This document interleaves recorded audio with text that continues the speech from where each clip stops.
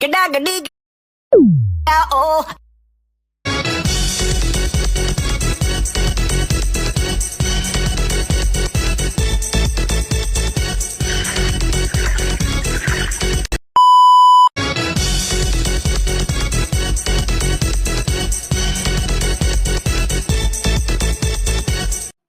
Shalom, Assalamualaikum warahmatullahi wabarakatuh. Om Swastiastu, Namo Buddhaya, Salam Kebajikan. Perkenalkan, nama saya Vanessa Priscilia Maturbongs dengan NIM 22142011993, kelas A2, semester 5. Tujuan saya membuat video ini ialah untuk memenuhi tugas ujian akhir semester mata kuliah Keperawatan Menjelang Ajal dan Paliatif dengan dosen pengampu Nurse Hani Mokorimban Eskep MKep. Topik pembahasan dalam tugas ujian akhir semester ini ialah tinjauan agama terhadap perawatan pasien paliatif. Keberagaman dan spiritualitas menjadi elemen dasar. Pasien mengalami kondisi total pain, yaitu istilah yang menggambarkan kondisi distres pasien akibat distres spiritual, psikososial, dan fisik. Keberagaman dan spiritualitas sering terabaikan dalam tatanan klinis. Spiritualitas adalah aspek kemanusiaan, merujuk pada seseorang mencari dan mengekspresikan makna, tujuan atau maksud, dan cari pengalaman. Kira-kira apa sih itu distres spiritual? Distres spiritual adalah proses recovery dan pemulihan yang lambat, kurangnya penerimaan pasien terhadap kondisi sakitnya, kualitas hidup yang menurun dan meningkat dalam masa hospitalisasi. Agama diorientasikan kepada organisasi, sistem kepercayaan, dan keyakinan, praktik dan ritual akan menghubungkan seseorang ke kondisi realitas. Religius adalah perangkat kepercayaan yang merujuk pada aktivitas yang didasarkan pada keyakinan dan keimanan seberapa pentingnya suatu agama dalam kehidupan seseorang.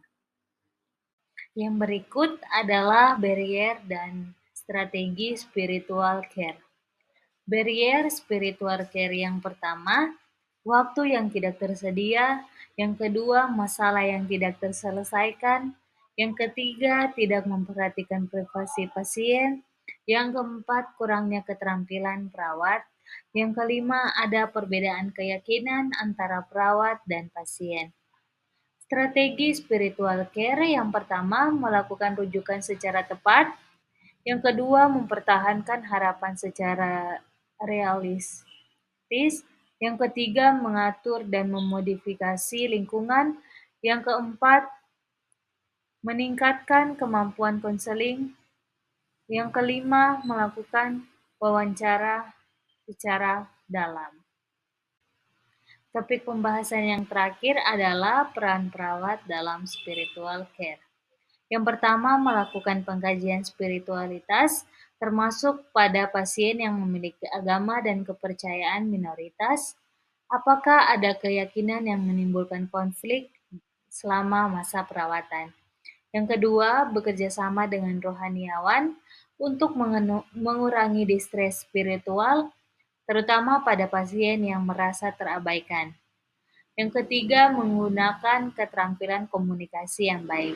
Baik, itu saja video presentasi dari saya. Terima kasih.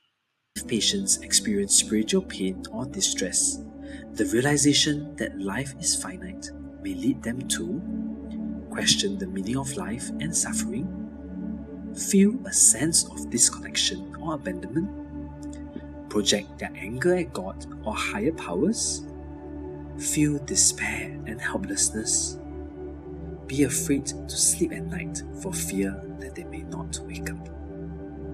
Oftentimes, spiritual distress may affect the patient's physical and mental health. As a healthcare worker journeying through with palliative patients, providing spiritual care to them has positive effects on their well-being and relationships. Let's follow Sarah, a nurse who provides spiritual care to her patients. Sarah takes time to get to know her patients, knowing what's important to them and being aware when her patient seems to be struggling. Sometimes, a patient may ask questions about life and meaning, which Sarah may not always have the answers to. However, she knows that just being with her patients and listening to them without dismissing their concerns can help them. Some of Sarah's patients may need professional help to address their spiritual needs. It can come in the form of therapy, speaking to a psychologist or social worker, attending religious services, or speaking to a faith leader. For palliative patients, providing spiritual care enables them to deepen their experiences of hope and love, making the last lap of their journey meaningful and fulfilled.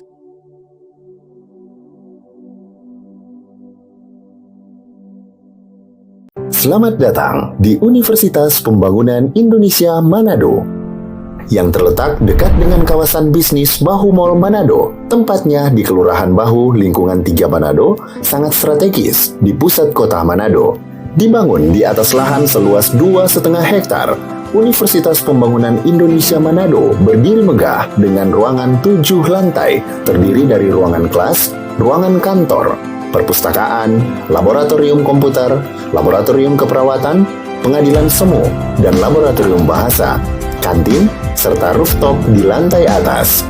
Universitas Pembangunan Indonesia Manado memiliki 6 fakultas dengan program studi, yaitu Fakultas Pertanian, Prodi Agribisnis, Fakultas Hukum, Prodi Hukum, Fakultas Teknik, Prodi Teknik Elektro dan Teknik Sipil, Fakultas Ilmu Sosial Ilmu Politik, Prodi Ilmu Politik, Fakultas Sastra, Prodi Sastra Inggris, Fakultas Keperawatan, Prodi Ilmu Keperawatan, dan Profesi Nurse.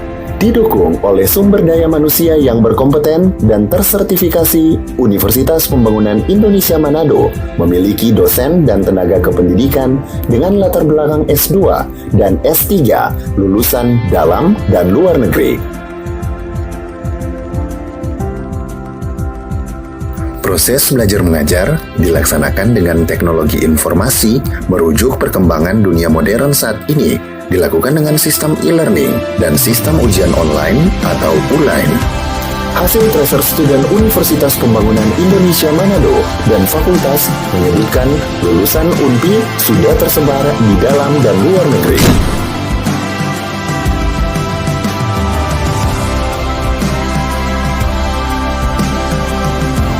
Selamat bergabung putra-putri terbaik bangsa. Kembangkan dirimu, raih cita-citamu setinggi bintang di langit. Kami siap menghasilkan generasi terbaik dan pemimpin di masa depan.